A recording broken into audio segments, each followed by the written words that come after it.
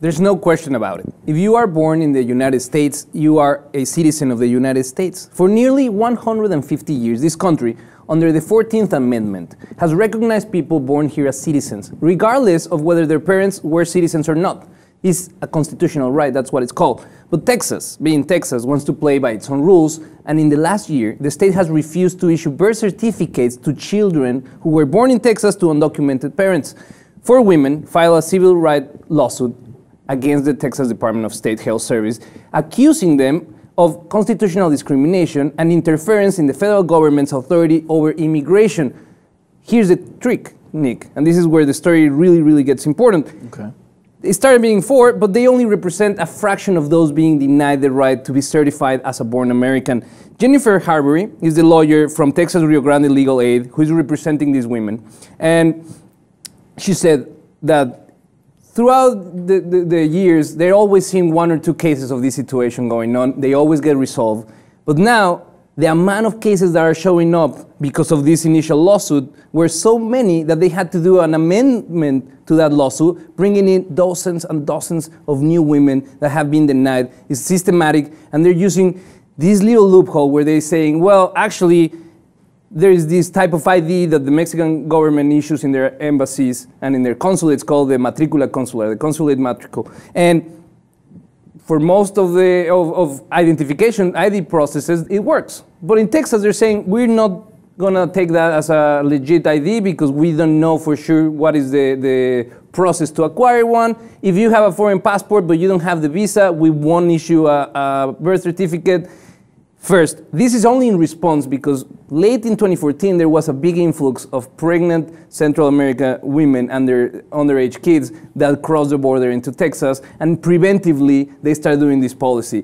Here's the thing. You might feel any way you might want to feel about the situation of illegal immigration. But the reality, if we have newborns in a dangerous situation because their parents cannot claim parenthood over these kids. So if they have to go to the doctor, if they have to do anything when they grow up, they won't be able. So we are paving the way, if this continues, to see a situation of human rights violation as bad as what is happening right now in the Dominican Republic, where they have second-class citizens that they were born in the Dominican Republic, but they are not citizens.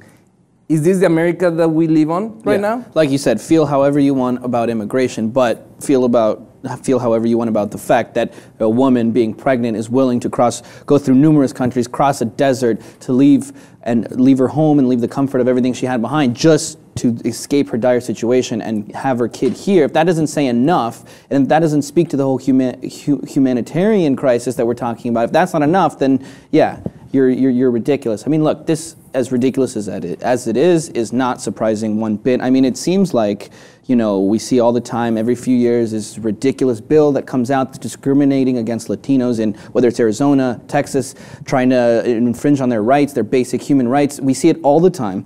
And unfortunately, you know, Texas is bold enough to come out and do something blatant like this. But unfortunately, the reality is, across all of those states, I'm sure they feel the same. And that's a problem because there's a large amount of this country who feels that we should not be treating people humanely. People who are coming here for a better life, not to be rapists, not to be criminals, seeking a better life. Pregnant women and minors. Exactly. I mean, we're talking about people that have the potential to become good citizens that support the economy of this country. That's what they do. People come here to work. People come and look for a better life.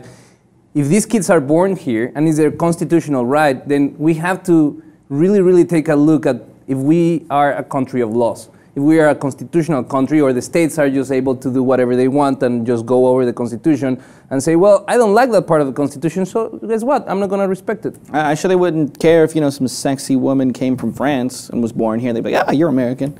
I mean, in all honesty, we just recently saw the case in Orange County, California, where there was this whole operation where they were bringing pregnant women from Asia just to have their kids here. Yeah. It's a debate that has been around for decades. The anchor baby, very derogative term.